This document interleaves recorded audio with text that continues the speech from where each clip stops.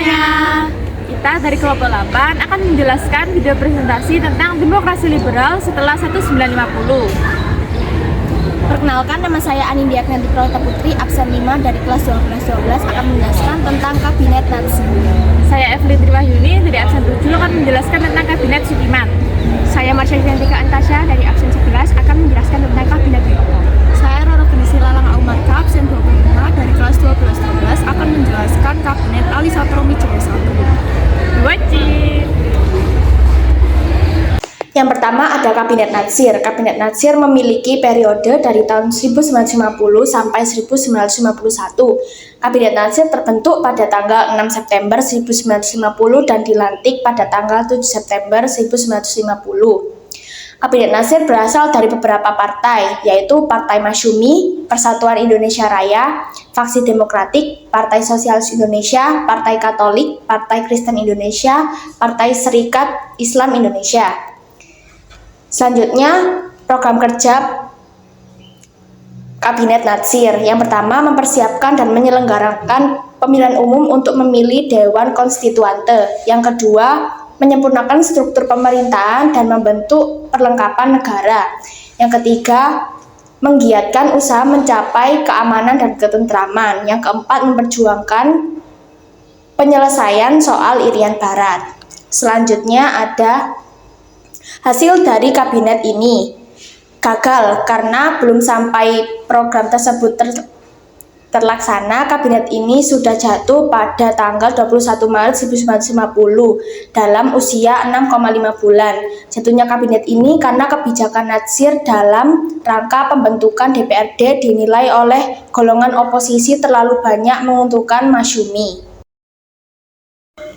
Yang kedua adalah Kabinet Sudirman. Kabinet ini memiliki periode dari 1951 sampai 1952. Kabinet ini terbentuk pada tanggal 20 April 1951. Kabinet Sudirman berasal dari Partai PNI dan Partai Masyumi.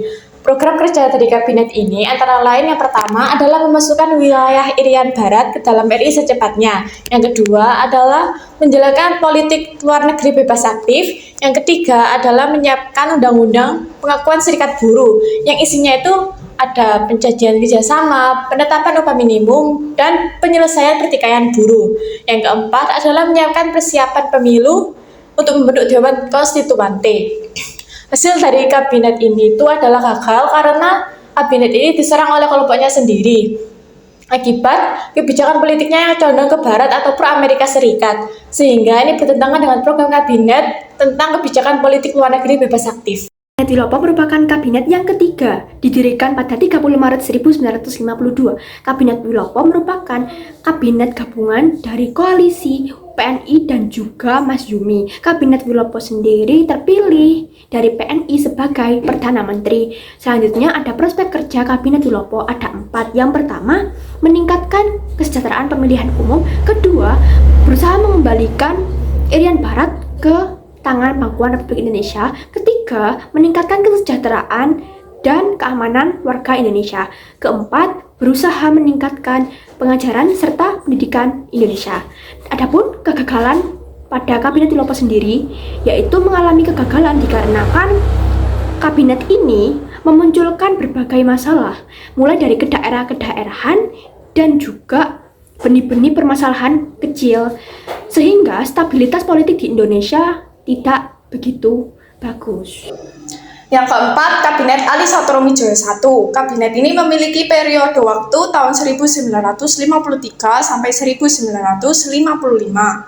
Kabinet keempat ini berhasil dibentuk pada tanggal 31 Juli 1953. Kabinet ini berasal dari Partai PNI dan wakilnya Pongsenegoro dari PIR atau Partai Indonesia Raya. Kabinet ini memiliki program kerja menumpas pemberontakan DITI di berbagai daerah, kemudian melaksanakan pemilihan umum yang memperjuangkan kembalinya Irian Barat kepada Republik Indonesia, dan yang terakhir yaitu menyelenggarakan konferensi Asia Afrika.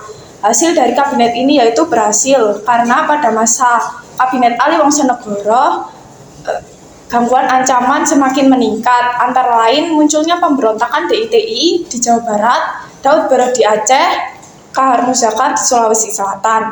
Meskipun dihinggapi berbagai kesulitan, Kabinet Ali Wongsonegoro ini berhasil menyelenggarakan konferensi Asia Afrika. Oleh karena itu, Kabinet Ali Wongsonegoro ini ikut terangkat namanya.